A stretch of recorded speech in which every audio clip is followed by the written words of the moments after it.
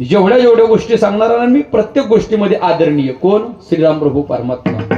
मुलगा म्हणून पाहिलं आदरणीय, बाप म्हणून पाहिलं आदरणीय, पती म्हणून पाहिलं आदरणीय, आणि राजा म्हणून पाहिलं तरी सुद्धा आदर्श. ऐकता ना तुम्ही? बघ, आदर्श जर कुणाचा घ्यायचा असेल तर तो घ्यायचा श्रीरामांचा, आणि उच्चारण जर कुणाचं करायचं असेल तर ते श्रीकृष्ण परमात्म्यांचं. ऐकता ना तुम्ही? बघ, उच्चारण श्रीकृष्ण परमात्म्यांचं का करायचं? उच्चारण श्रीकृष्ण परमात्म्यांचं का करायचं? तर नकळत, बारीक ऐका, नकळत पाप झालेली पापे श्रीकृष्ण परमात्म्यांच्या भजनानं धुवून जातात. म्हणून भजन कोणाचं करायचं? श्रीकृष्णाचं. उच्चारण, भजन म्हणजे उच्चारण कोणाचं करायचं? श्रीकृष्णाचं. आता तुम्ही म्हणाल महाराज, कृष्णाचं भजन केल्यानं, उच्चारण केल्यानं कोणती पाप धुवून जातात? महिला वर्ग इकडे पहा. हा, काय माझं काय चुकत आहे का? नाही, मला वाटतं आपापसात बोलतात, मला वाटलं माझंच काय चुकत आहे काय म्हणून मला सांगा त्यात काय, असं वाटलं मला. आता बडबड नका असं करू द्या, लेकराला गडबड करू दे, लेकरू ते करणार गडबड. आता फक्त माझ्याकडे लक्ष द्या, कारण मी काय तुम्हाला फुकट सांगणार नाही. मी तुमच्याकडून घेऊन जाणार आहे. सरपंच बाबा, माझे सरपंच, मी तुमच्याकडून घेऊन जाणार आहे का नाही? माझ्याकडून पण काहीतरी घ्या ना तुम्ही. बाबा, तुम्हाला जे माहित नाही ते विचारा ना मला. आता नाही सांगता आलं तर पुढच्या कीर्तनाचा अभ्यास करून सांगन, पण सांगन. ते माझा स्वभाव आहे, तुम्हाला सगळ्यांना माहित आहे. आता नाही सांगता आलं तर सत्तर बाबा अभ्यास करून सांगन, पण सांगितल्याशिवाय राहणार नाही. काय सांगत होतो? मला आता असं वाटायला लागले अजून एखादा याडा खाऊनच यावा. कारण आज मी एवढं जीव ओतून सांगतोय, तुम्ही आपापसात बडबड करताय. मला खूप महत्वाचं सांगायचं आहे का, श्रीकृष्ण परमात्म्यांचं उच्चारण केल्यानं आपल्या आयुष्यातील पाप धुवून जातात. मग कोणती पाप धुतली जातात? नकळत झालेली पाप धुतली जातात. मग चोरी, बरी काय का, चोरीचं पाप धुतलं जातं. अजून तुमच्याकडून झालेली हत्या, ऐकता ना तुम्ही, तुमच्याकडून एखाद्या जीव गेलेला जीव, त्याचं जे काय पाप उत्पन्न होतं ना ते तुमच्या मस्तकावरती बसतं. ऐकता ना तुम्ही? मग ते पाप धुतल्याचं काम कोण करतं? श्रीकृष्ण परमात्म्यांचं भजन, त्यांचं उच्चारण. तुम्ही म्हणाल महाराज मग तिकडे कोंबड्या कापायच्या आणि इकडे येऊन मंडपात बसून कृष्णाचं भजन करायचं, मग बरं होईल नाही का?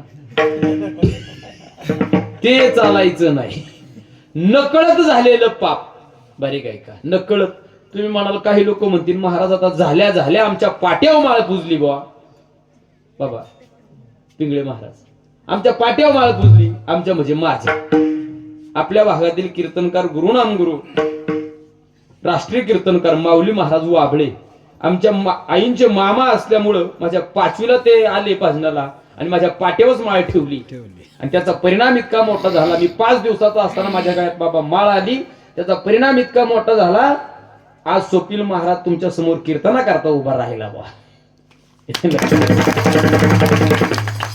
आता तसे काही लोक म्हणतील महाराज लहानपणी आमच्या मायबापानं आमच्या गळ्यात माळ घातली हो, इतकुस पाप केलं नाही मी आजपर्यंत, इतकुस जीवाची हत्या केली नाही, कोणाही जीवाचा न घडो मत सर्व सर्वेश्वर पूजनाचे, या वृत्तीप्रमाणे चालणारी माणसं आम्ही आजपर्यंत एवढंसं पाप केलं नाही, आमच्याकडून पापच झालं नाही. पण सांगू का तुम्हाला, नकळत इकडे येत असताना हरिपाठ झाला आणि पंगती बसल्या बा, आणि तुम्ही तिकडून येत होता कशा करता? पुंडली गुरुदे हरिढल. घाई घाई येता येता येता येता अंधारीत मुंग्यांची लाईन चालली होती. तिथून कोणी कोणी पाहिली मला सांगा? मागच्या बाजूला अशी मुंग्यांची लाईन चालली होती. तुम्ही अंधारात मध्ये आले, वधाराक वधाराक वधाराक वधाराक वधाराक, आणि ते बरोबर मुंग्यांच्या लाईनीवरती पाय दिला. मुंग्या मेल्या बाबा. मला सांगा, त्या मुंगीत परमात्मा नाही का हो? त्या मुंगीमध्ये जीव नाही का हो? ममेवांश जीव लोके जीवभूत सनातन मनसष्टानि इंद्रियाणि प्रकृतिस्थानि कर्षति शरीरम यद्वाप्नोति यच्चाप्युक्रामतीश्वरः गृहीत्वतानि संयाति वायुर्गंध्वानि वशात.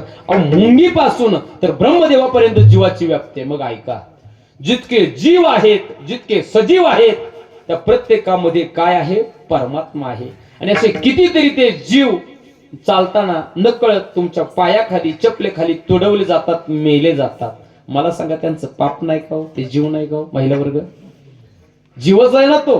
मग ते नकळत तुमच्याकडून झालेलं पाप आहे, मग ते पाप धुवायचं कसं?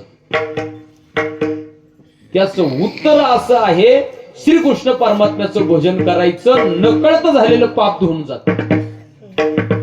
नकळत झालेलं हत्येचं पाप धुवून जातं. अजून कोणतं पाप धुतलं जातं? माझी बाबा तुम्ही काल्याचं कीर्तन नाही बरं का माझं, नाही तर काल्याचं कीर्तन करीत बसते तुम्ही म्हणणार श्रीकृष्ण सांगायला लागलाय, पण मग मी काय सांगू?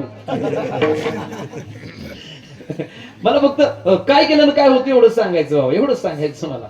नकळत झालेलं पाप, जे झालेली जीवाची हत्येचं पाप धुवून जातं. अजून नकळत झालेल्या चोरीचं, तुम्ही म्हणाल महाराज चांगलंच आहे बरं का, घरी गेलं का चोऱ्या करायच्या, दिवसभर भजन करायचं, रातच्या चोऱ्या करायच्या, परत दिवसभर कृष्णाचं भजन केलेलं पाप धुवून जातो. कोण म्हणलं? जाणीवपूर्वक केलेल्या चोरीचं धुतलं जात नाही. मग नकळत एखादी चोरी झाली बा तुमच्याकडून, समजा बरं का, समजा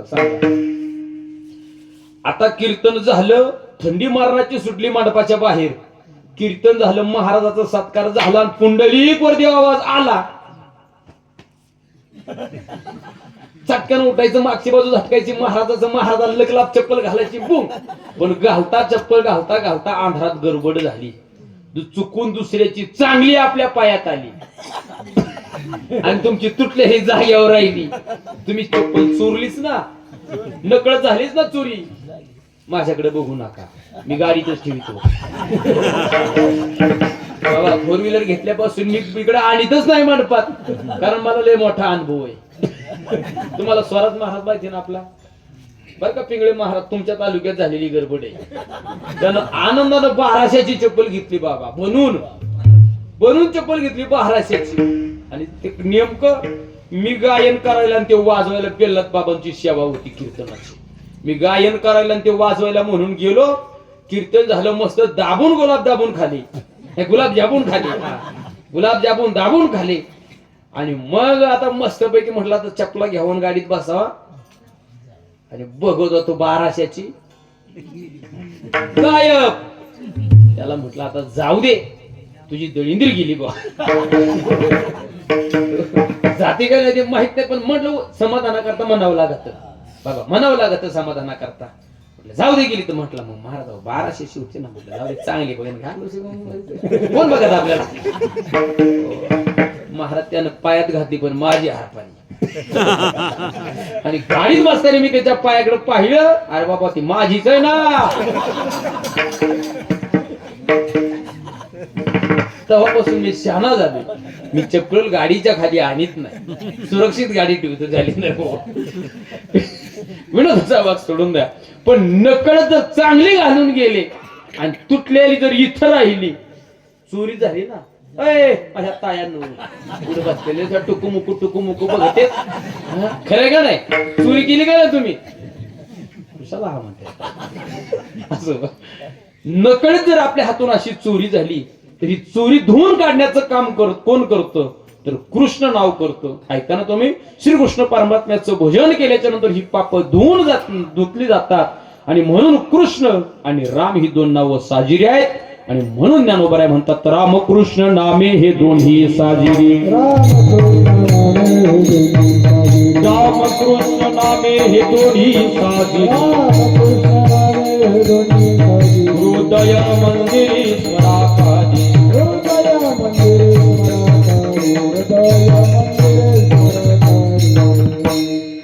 म्हणून ही 2 नावं साजिरी आहेत. अजून 2 नावाची काय ताकद आहे हो? राम नावाची ताकद जाता जाता सांगेल, आणि श्रीकृष्ण परमात्म्यांच्या नावाची ताकद जाता जाता सांगेल. राम नामामध्ये किती ताकद आहे सर्वांना ज्ञात आहे. जाळी येली लंका धन्य धन्य म्हणे तुका. माझ्या हनुमंतरायानं सारी लंका जाळली बाबा, लंका जाळली. राम नावाची ताकद सांगतो, राम नामाची ताकद ऐका. सगळी बाबा लंका उद्ध्वस्त केली, लंका जाळून टाकली. सांगू का? नुसते शेकानं आहारानं घराला घर पेटलं बाबा. सगळी घर राख झाली, पण एक घर असं होतं बाबा, ऐका, त्याच्या घरावरती भगवी पताका होती. दाराच्या समोर तुळशी वृंदावन होतं, आणि घरामध्ये नामस्मरण चाललं होतं. कोणाचं घर होतं ते लंकेत? बरोबर आमच्या बाबांनी सांगितलं, विभीषणाचं घर होतं. सांगू का? हनुमंतरायानं 4 वेळेस शेपूट टेकवलं. बिभीषणाच्या घरावरती किती वेळेस? 4 वेळेस शेपूट टेकवलं, पण सांगू का पताकीचा एक धागा सुद्धा नाही जळाला हो बाबा, पताकीचा धागा सुद्धा जळाला नाही. कशाची ताकद आहे? त्या घरामध्ये श्रीरामाचं काय चालू होतं? भजन चालू होतं. श्रीराम श्रीराम श्रीराम श्रीराम. ज्या घरामध्ये बाबा माझ्या प्रभूचं नामस्मरण होतं त्या घराच्या पताकीचा बाबा एक धागा सुद्धा जळत नाही. म्हणून ज्ञानोबराय म्हणतात राम नाव हे साजीर आहे. सांगू का अजून राम नामाची ताकद? ऐका, राम नावाची ताकद इतकी मोठी आहे. कंदमादम एक नावाचं वानर आहे, बारीक ऐका. माझ्या श्रीराम प्रभू परमात्म्यांच्या सैन्यामध्ये ते वानर आहे. आणि ते वानर हौसनं समोर आलं, हौसनं समोर आलं. आता सेतू बांधून पूर्ण झाला होता, लंकेमध्ये प्रवेश केला होता आणि पताका, धर्माची भगवी पताका कुणाकडे द्यायची म्हणून त्या कंदम नादम नावाचं वानर धावत आलं बाबा, धावत आलं. हनुमंतरायाला विनंती केली, हनुमंता तेवढं बघा ना, आपलं तेवढं वशिला लावा ना, मालकाला विचारून, चिंता करू नको. बाबा श्रीरामांना सांगितलं हे वानर आहे, हे धर्म पताका हातात घ्यायचं म्हणतंय, सगळ्यांच्या समोर पुढे धावायचं म्हणताय. कसलाच विचार केला नाही, देऊन टाका देऊन टाका. पण सांगू का तुम्हाला, लक्ष्मणाला राग आला, कारण तो शेषाचा अवतार आहे, ते रागीट आहे. लक्ष्मणाला राग आला. हनुमंतरायाच्या जवळ गेल्यावर पटतं का तुम्हाला? निशाण कोणाच्या हातात द्यायचं? कारण निशाणा करतात भक्कम आणि चपळ गडी लागतो, कोणाचंही काम नाही. कारण निशाण म्हणजे गाड्याचं नाही बरं का, तुम्हाला लगेच त्याचं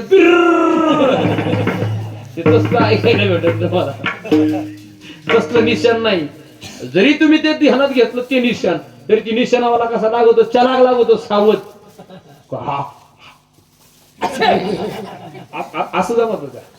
नाही, असं जमत आहे का चौकदार बाबा? असं नाही जमत. मग ते चलाक गडी लागतो, तीक्ष्ण गडी लागतो तिथं. म्हटलं हे मरकटेच्या फासोळ्या उघड्या पडल्यात म्हणजे पाला खाऊन जगात हे, आणि याच्याकडे दिलं. हनुमंतराय म्हटले थांबा, तुम्हाला अजून त्यांचा पराक्रम माहित नाही. आणि सांगू का बाबा, युद्धाचा शंख वाजला, रणधुमाळी चालू झाली. सेनेला सेना भिडली, वानराला राक्षस भिडले, युद्ध सुरू झालं.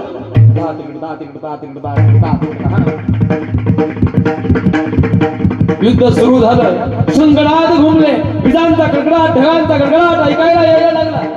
आणि त्यात बाबा बाण सुटायचे, गदांचा गदारोळ व्हायचा, तुंबळ युद्ध झालं, रक्तपात झाला, युद्ध भरात आलं. आणि त्या राक्षसांनी पाहिलं एक वानर आवरत नाही, वानराला धरण्याकरता प्रयत्न केला. धावतात पाठीमागे राक्षस, वानर काय हाती लागत नाही.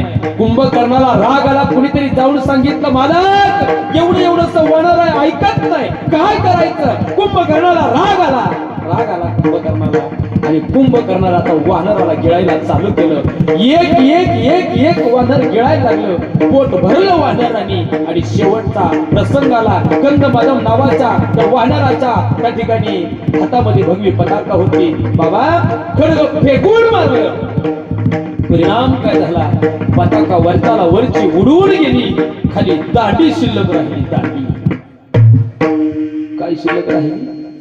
पताका निघून गेली, दांडी शिल्लक राहिली.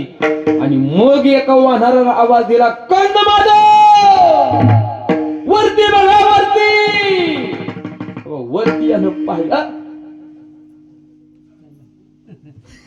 म्हणला पताका उडून गेली, नुसती दांडी हातात राहिली, पाठण हाणून घेऊ का म्हटलं यांनी. आता काय करायचं बाबा? धर्म संकट समोर उभं राहिलं. अगोदरच लक्ष्मणानं नाव ठेवलं होतं, हे काय करू शकतंय? वानराकडे दिली म्हटलं, एवढ्या त्या फासोळ्या उघड्या पडल्या, पाला खात रान मेवा खातं जगात म्हटलं, कशाला दिले म्हटलं त्याच्याकडे पताका? लक्ष्मणानं पाहायच्या आत बाबा सुग्रीवाच्या कमरेला पांढरा शुभ्र शालू गुंडाळलेला होता. धावत गेला आणि सुग्रीवाच्या त्या ठिकाणी असणारा कमरेचा शेला म्हणजे उपरनं वढून पळत घेऊन गेला. आणि सांगू का तुम्हाला, वाम भाग म्हणजे उजवी बाजू. बाबा ती दांडी टोकाच्या बाजूनं उजव्या बाजूला रवली छातीमध्ये भारी काय का रक्ताची चिळकंडी उडाली मायबाप, रक्ताची चिळकंडी उडाली. त्या चिळकंडी उडालेल्या रक्तावरती जिथून होल पाडलाय तिथून रक्त वाहत होतं आणि त्या रक्तामध्ये स्वतःच्या रक्तामध्ये पांढरा शालू भिजवला बाबा, पांढरी शाल भिजवली आणि भगवी पताका तयार केली. फक्त रामावर श्रद्धा आहे ऐका.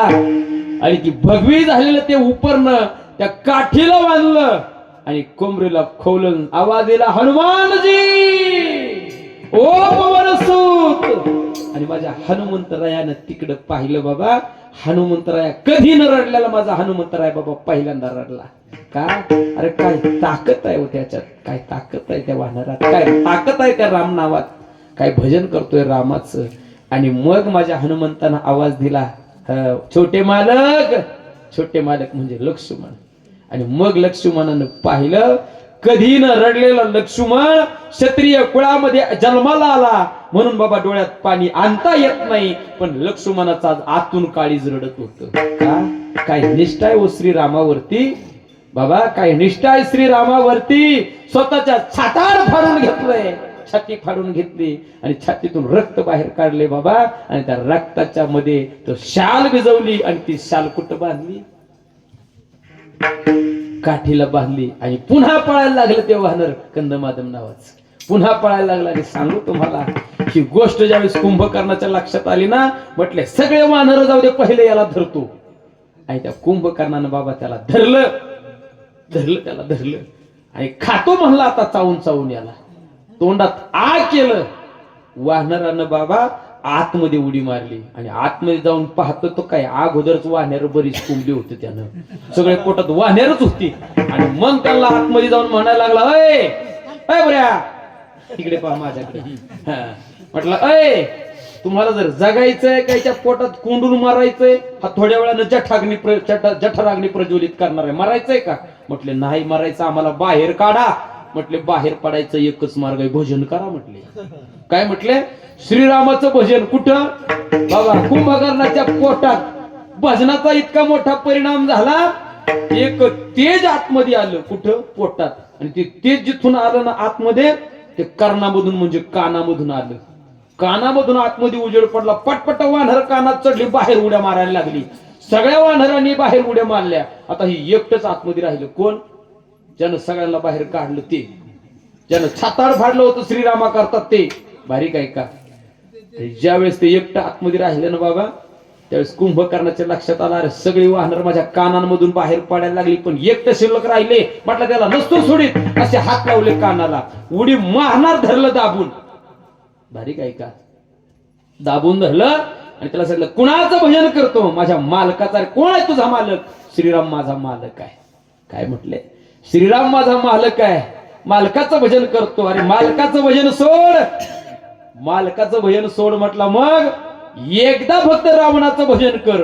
नाही करत म्हणला रावणाचं भजन. अरे काय दिलं तुला रामानं धारपाला सोडून?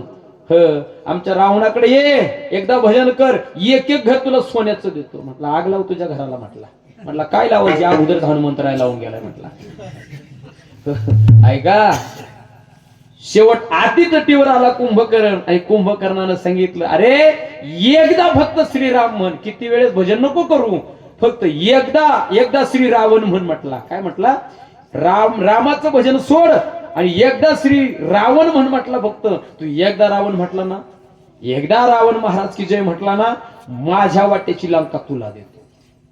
बरं भाऊ किती? रावण, कुंभकर्ण आणि विभीषण. आता मला सांगा, 7,000 घर बाबा तिथं सोन्याची होती. सोन्याची कमीत कमी याच्या वाट्याला किती आली असती? 7/3 किती आली असती? 150-150 आली असती का नाही? हो. तुम्हाला सांगू का, एक चौकट 250 ते 250 किलोची होती सोन्याची, एक चौकट. आणि एका खोलीला कमीत कमी 3 चौकटा. अशी 7,000 घर सोन्याची. सांगत तसे संख्या जैसी तैसी तुकोबऱ्यांचं प्रमाण आहे, स्वतःच नाही माझं. लंके माझी घरे किती ती ऐका सांगत असे संख्याचं ऐशी दैशी म्हटले 7 लक्ष घर म्हटले ते सोन्याची. एकट्या रावणाला एकट्या बिभीषणाला म्हटले माझ्या वाट्याची लंका तुला. आपल्यासारखा जर ती असतात तर एवढी म्हटलं एवढी नको 2-4 घरं दिली तरी आपलं भागात असं म्हटलं असता. आता कारण वातावरण तसं आहे. किती पैशाला किती लोक फुटत येते तुम्हाला माझ्यापेक्षा चांगलं माहिती आहे. पिंगळे महाराज बरोबर आहे का नाही बाबा. त्या काळात ते फुटला नाही हो. म्हटला जीव गेला तरी 72 पण रावणाचं नाही भजन करणार. म्हटला राग आला त्याला कुंभकर्णाला आणि असा दाबला तशा चिळकांड्या उडाल्या हो बाबा रक्ताच्या. आणि सांगू का तुम्हाला काही रक्ताच्या चिळकांड्या त्या कुंभकर्णाच्या हातावर होत्या, अशा काही अंगावर पडलेल्या होत्या. आणि ज्या वानराचं जे रक्त होतं ना बाबा ते रक्त भजन करत होतं श्रीरामाचं. भारी काय का ते रक्त भजन करत होतं श्रीरामाचं. आणि सांगू का हात रक्ताने भिजला होता त्या कुंभकर्णाचा. कानाला लावला रामाचं नाव येत होतं. कशातून? रक्तातून. तसाच धावत गेला कुठं? रावणापर्यंत गेला आणि रावणाच्या कानाला हात लावला. असा हात लावला बाबा. ते ओल रक्त होत. भजन करत होतो कुणाचं? रामाचं. दादा अहो याचं रक्त भजन करतोय हो रामाचं. नाथ सोडून द्या सीतेला परत करा. काय ताकद आहे अहो. त्याच्या पक्षातल्या लोकांचं रक्त भजन करतंय. रक्त जिवंत माणसं का नाही करणार हो. आणि सांगू का आपल्याला किती सांगा राम राम स्मरा आधी पण ते म्हणतं रामकृष्ण हरी कालचा दिवस आजच्या पेक्षा भारी. बरोबर. मला सांगायचं बाबांनो एक ते वानर कन्नवादम नावाचं वानर जोपर्यंत रक्त वलयलो माझी बाबा तोपर्यंत भजन करत होतं. आणि ज्या वेळेला ते रक्त सुकलं भजन करायचं थांबलं रावण कालांतरानं मेला. लंका बिभीषणाला दिली. बिभीषणाला सांगितलं याची जोपासना कर. लंकेत समाधी एका वारकऱ्याची. वारी काय का बाबा लंकेत समाधी एका वारकऱ्याची. त्याचं नाव कन्नमादम आहे. वानराची समाधी बाबा. सांगू का तुम्हाला रावणाची लंका सोन्याची होती पण मसनवाटा मातीचा होता. द्वारका सोन्याची होती पण मसनवाटा तुला बोला मातीचा होता. आणि सांगू का सुदामाची नगरी सोन्याची होती आणि सुदामाचा मसनवाटा सुद्धा सोन्याचा होता. भागवतात वर्णन नाही बरं का. संपत महाराज स्वतःच काही सांगणार नाही पण सांगू का आपल्यात लोक आजही समाधी बांधतात. आजही समाधी बांधतात पण माती दगड वीट सिमेंट याच्यापेक्षा समाधी नाही. पण माझ्या वारकऱ्याची ज्यानं रामाचं भजन केलं त्याची लंकेत समाधी सोन्याची. ऐकता ना ही ताकद कशाची हो. रामकृष्ण नामे हे दोन्ही साजिरी. रामकृष्ण नामे हे दोन्ही साजिरी. हृदय मंदिरी मराकारी.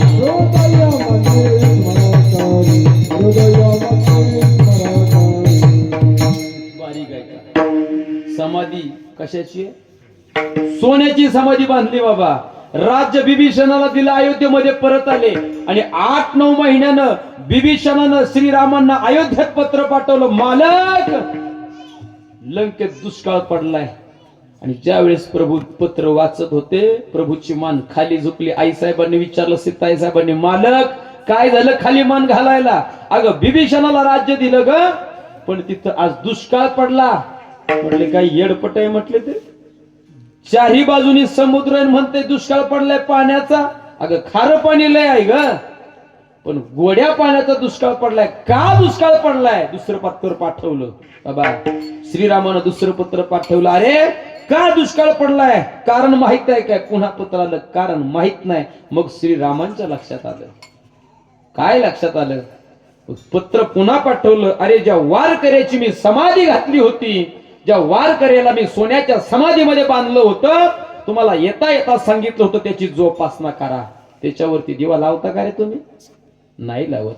अरे त्याची पुण्यतिथी घातली का तुम्ही? मालक पुण्यस्मरण नाही घातलं म्हणून दुष्काळ पडला. बारीक आहे का?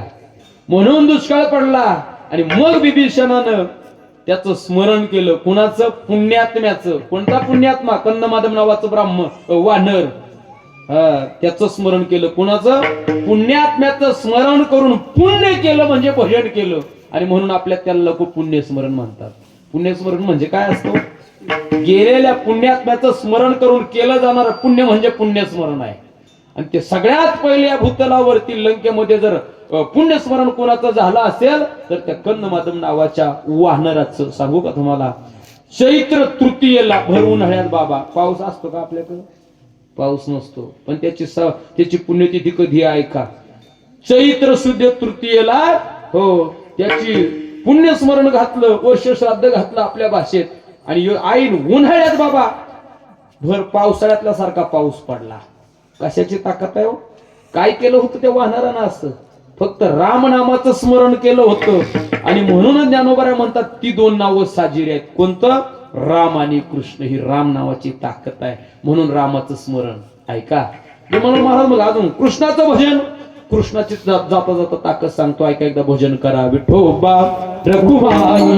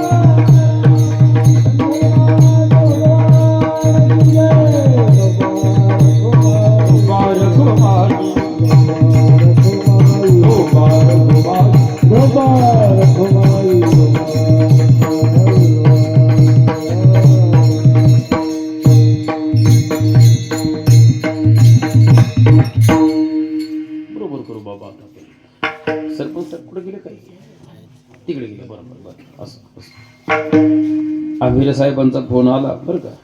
तेव्हा तारीख घेताना काही ठरलं नव्हतं. अभंग सगळा सोडवायचा. आपण बरोबर करू. फक्त दोन नावं पाहू आणि बरोबर करू आपण 11 वाजता. नाही का? 11 म्हणजे काय हो? आ केलं का आपण समजा 11 वाजता कीर्तन थांबू. कारण 9 ते 11चं टायमिंगच असं असतं बाबा. एका लोकांनी आ करायला चालू केलं महाराजांना समजायचं 11. हा मग महाराज थांबायचं. मला आला पाठीमागून इशारा म्हणून आपलं मध्यांतर घ्या बाबा, याला जरा बरं वाटेल. भोजन झाले आता थांबन महाराज असं. हो काय सांगत होतो? राम नावाची ताकद सांगितलं. आता कृष्ण नावाची ताकद आहे का? तुम्हाला जनाबाई, सखूबाई, बहिणाबाई, मीराबाई माहित आहेत. बारीक आहे का? इकडे पहा माझ्याकडे. पण आज तुम्हाला एक वेगळ्या श्री संतांची कथा सांगून जाईल जाता जाता. एक संत आहेत बाबा, संत आहेत. श्रीकृष्णाचं भजन आहे. श्रीकृष्ण गोविंद हरे मुरारी, हे नाथ नारायण वासुदेव, जिवे विवस्वामृतमेद देव, गोविंद दामोदर माधवेती. श्रीकृष्ण गोविंद हरे मुरारी, हे नाथ नारायण वासुदेव, जिवा विवस्वामृतमेद देव, गोविंद दामोदर माधवेती.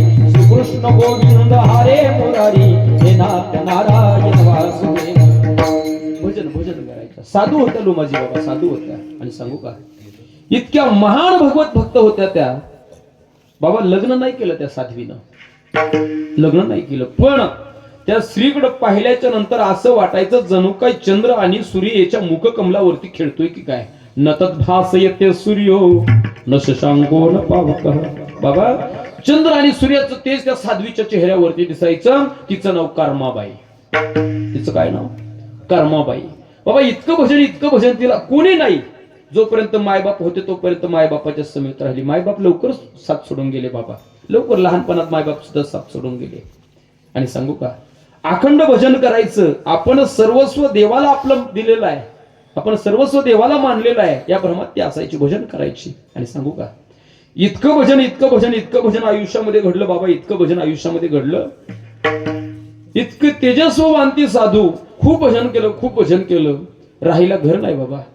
पास्टाचं सपर बांधलं, छप्पर बांधलं, त्या छपरात राहायला लागली. छप्पर इतकं मोठं होतं बाबा, इतकं मोठं होतं, तर छपरामध्ये चूल पेटवता येत नव्हती. पेटवली तर आड्याला आग लागत होती. मग छप्पर केवढा असेल विचार करा.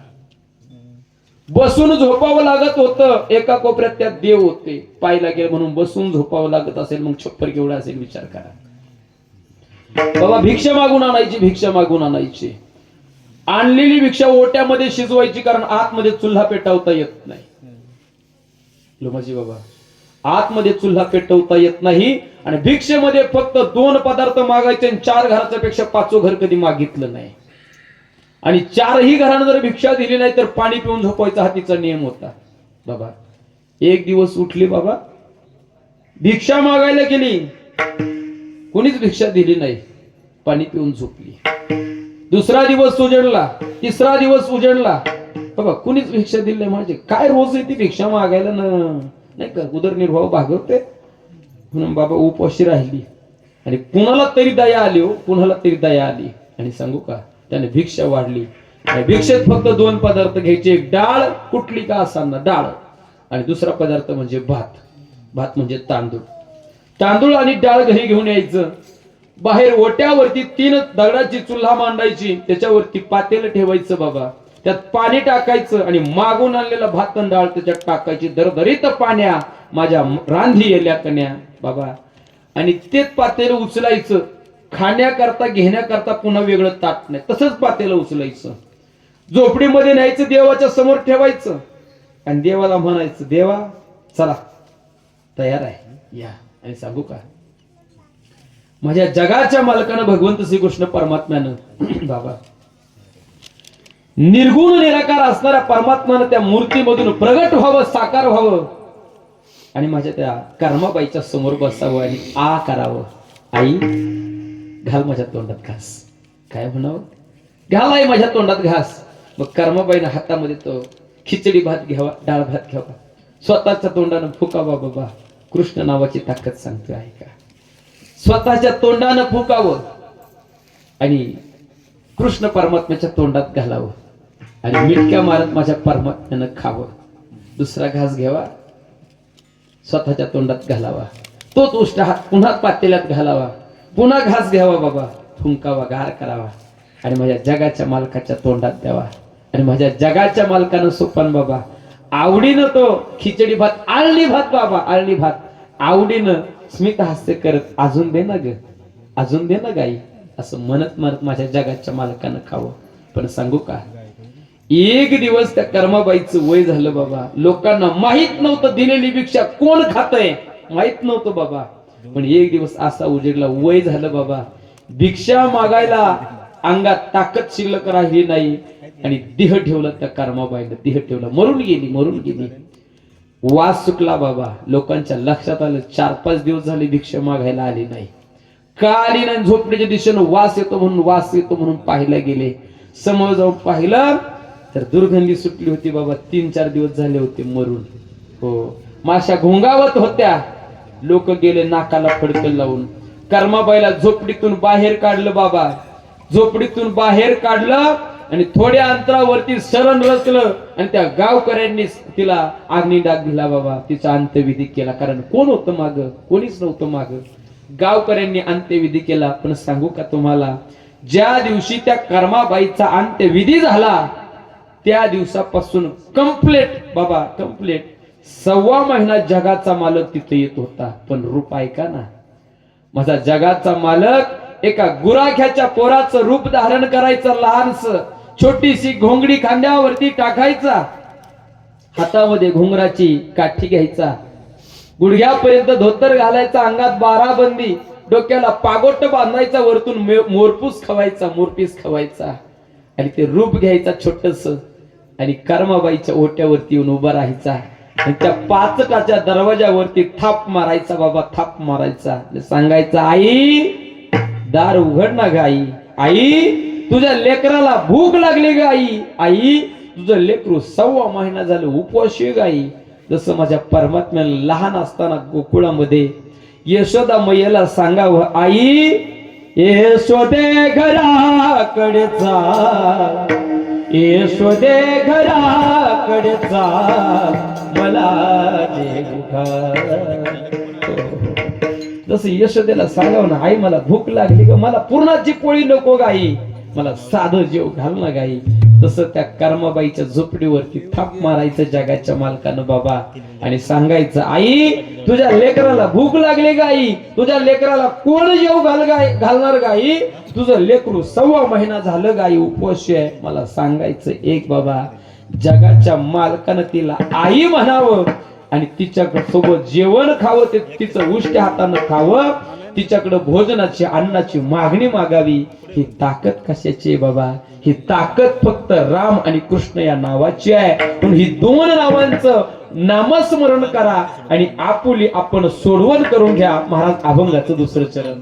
आपुली आपण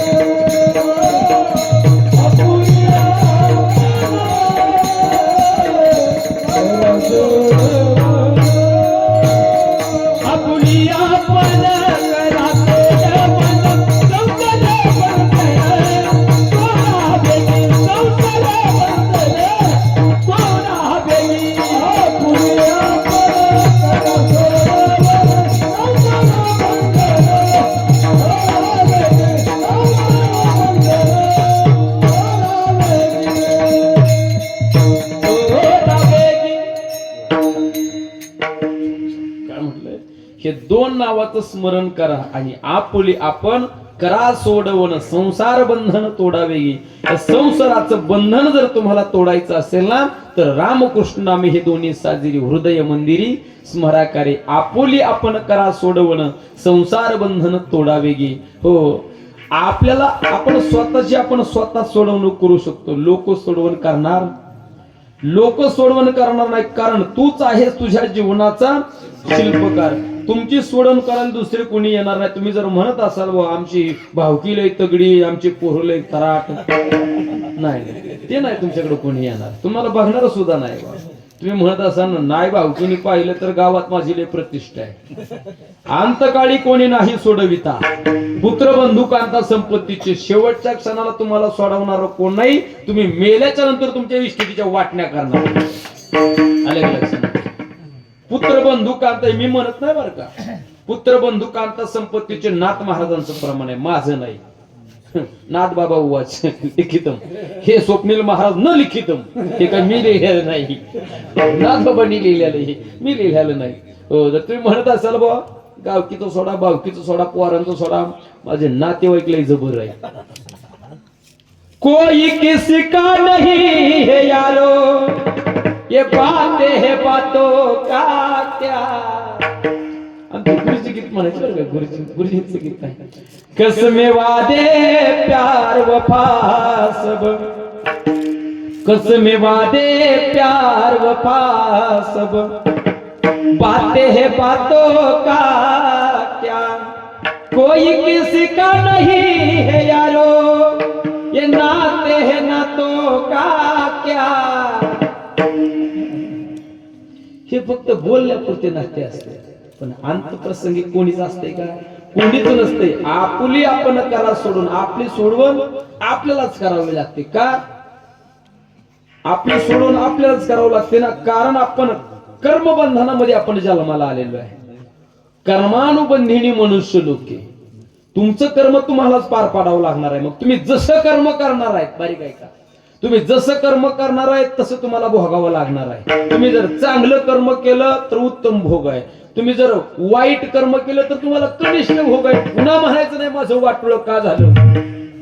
आलं का लक्षामध्ये, माझं वाटलं का झालं, दुःख माझ्या वाट्याला का आलं, जैसी करणी. म्हणून कबीर महाराज म्हटले, भला किसी का कर न सके तो बुरा किसी का मत करना. भला किसी का कर न सके तो बुरा किसी का मत करना. फूल नहीं बन सकते तो काटे बन कर मत रहना.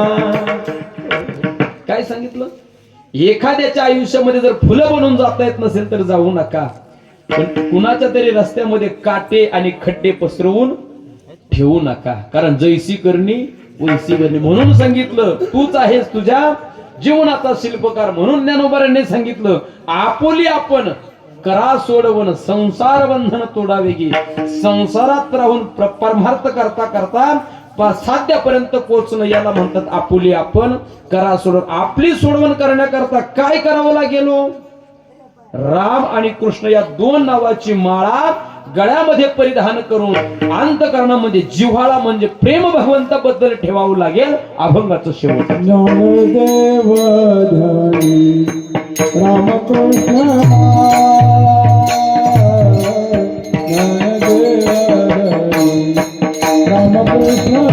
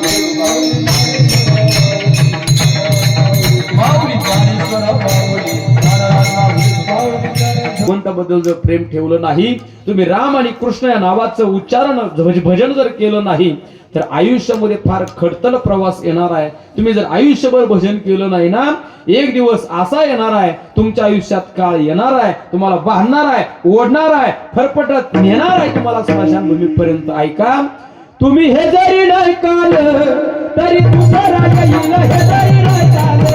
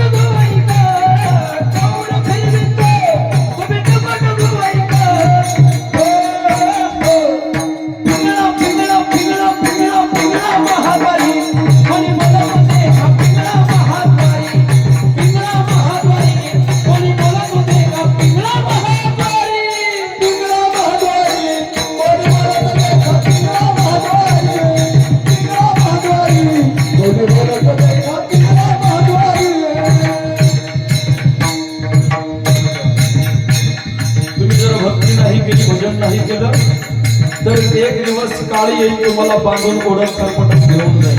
ऐका,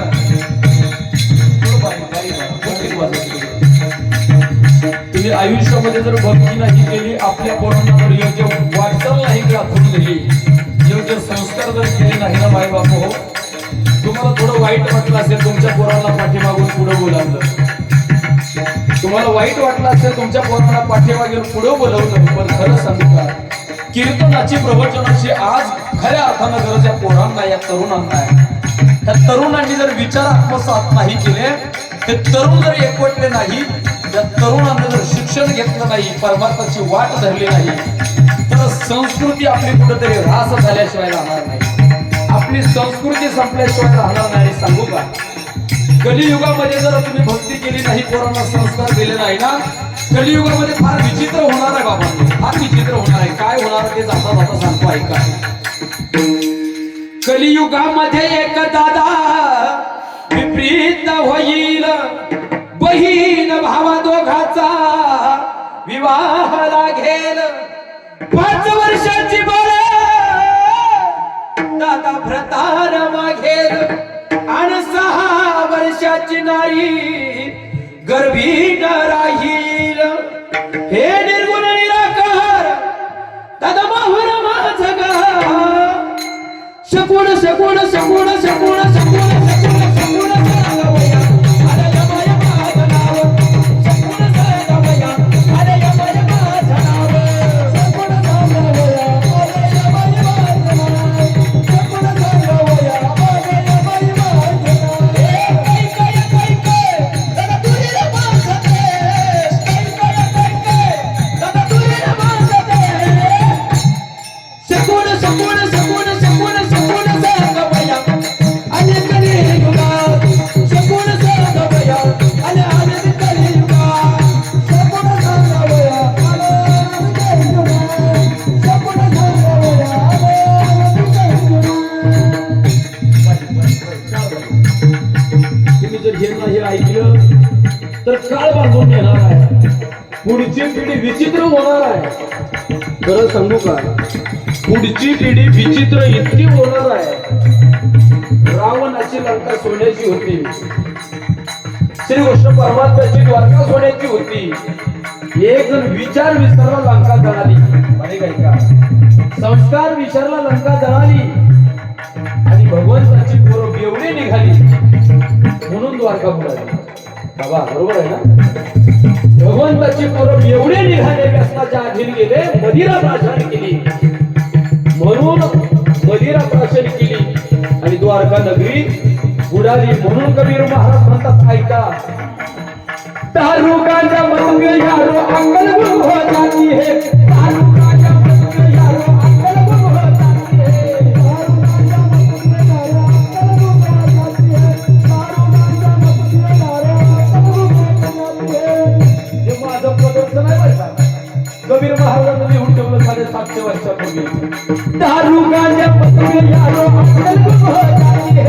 दारू गांजा मत में यारो अक्कल गुम हो जाती है. दारू गांजा मत में यारो अक्कल गुम हो जाती है. दारू गांजा मत में यारो अक्कल गुम हो जाती है. अपने पैके नाम खर्च कर मुझे मिट्टी आती है. अपने पैके नाम खर्च कर मुझे मिट्टी आती है. अपने पैके नाम खर्च कर मुझे मिट्टी आती है. अपने पैके नाम खर्च कर मुझे मिट्टी आती है. दारू गांजा मत में यारो अक्कल गुम हो जाती है. दारू गांजा मत में यारो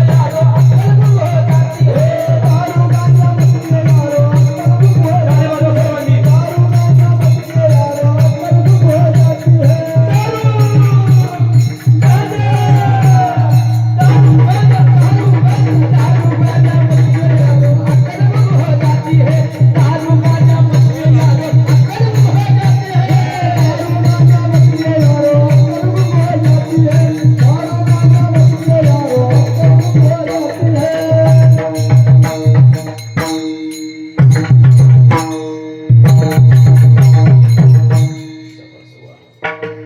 दारू गांजा मत पियो यारो अक्कल गुम हो जाती है. अपने पैके दाम खर्च कर मुंह में मिट्टी आती है. तुम्ही हे जरी नाही ऐकाल तुम्हाला बांधून नेलं जाणार आहे. तुमची पोरं संस्कृती विसरणार आहेत म्हणून इथं आलं पाहिजे. आणि मला असं वाटतं 21व्या वर्षामध्ये पदार्पण करत असताना पहिल्या दिवसाचं कीर्तन पुष्प गुंफण्याचं काम माझ्यासारख्या लहानशा लेकराच्या वाट्याला आलं. आणि या सप्ताहाच्या निमित्तानं अखंड नाम यज्ञाच्या निमित्तानं कमीत कमी आपल्या गावातले 4 पोरं व्यसन करायचे बंद झाले. बाबा मी असं म्हणेल आपलं 21वं वर्ष सफल झालं. इतकी तुमच्या तरुणांकडून अपेक्षा करतो. आणि माझ्या झालेल्या सेवेला विराम देत असताना सर्वांनी भजन करा. हात वरती एकदा हात वरती थांबायचं आपल्याला. तुकाराम तुकाराम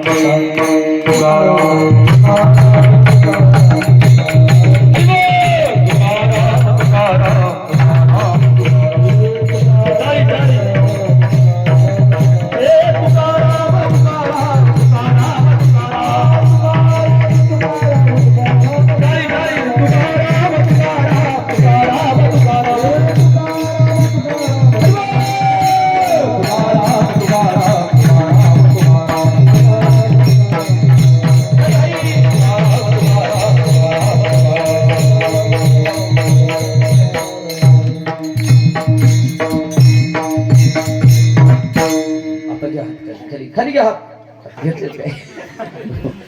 यथामध्ये येतो अवकाश आपण अभंगाचा भावार्थ पाहण्याचा प्रयत्न केला. मी म्हणणार नाही मी अभंग सोडवला. आपण नाही अभंग सोडत बाबा. ज्ञानोबरायांची एक ओवी माझ्या तुकोबरायांचा एक अभंग आपलं आयुष्य सोडवत असतो. आपण काय अभंग सोडवणार आहे म्हणून अभंगावरती विचार करण्याचा प्रयत्न त्याच्या लहानच्या लेकराने केला. बोलण्याच्या ओघामध्ये विनोदामध्ये एखादा शब्द चुकू शकतो, एखादं वाक्य घसरू शकतं. तेवढे बुद्धीचे दोष समजा पण जे योग्य असेल ते जीवनामध्ये अनुकरण करण्याचा प्रयत्न करा.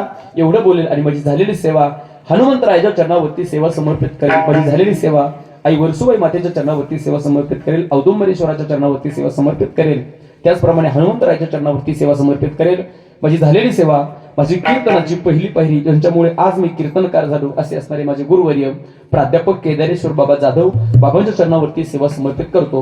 त्या संस्थेमध्ये मी शिकलो सद्गुरू जोग महाराज आळंदी बाबांच्या चरणावरती सेवा समर्पित करतो. आपल्या भागाचं वैभव, आपल्या भागाचं भूषण स्वानंद सुख निवासी वैकुंठवासी गुरुवारी कोंडाजी बाबा डेरे असतील, साहत बाबा वायकर असतील, संतवीर रामदास बाबा मनसुख असतील, बाबांच्या चरणावरती सेवा समर्पित करतो. आमचे आजोबा हरिभक्तपरायण वैकुंठवासी लक्ष्मण महाराज दातके असतील, आमच्या भावकीमध्ये आम्ही ज्यांची समाधी बांधली असती असे असणारे आमचे भाऊ भाऊसाहेब महाराज दातखिळे असतील, बाबांच्या चरणावरती सेवा समर्पित करतो. पुनश्च एकदा सर्वांना धन्यवाद देतो. उत्कृष्ट असे मृदंग म्हणे त्यांना देखील धन्यवाद. 3-3 चोपदार आहेत बाबा, कधी कधी एकही नसतात, पण इथे 3-3 चोपदार आहेत म्हणून सर्व चोपदार भालदारांना धन्यवाद देतो. विनेकरी बाबांपासून तर इकडे इकडे इकडे ह्या बाबांपर्यंत, टाळकरी बाबांपर्यंत सर्व टाळकरी मंडळींना धन्यवाद देतो.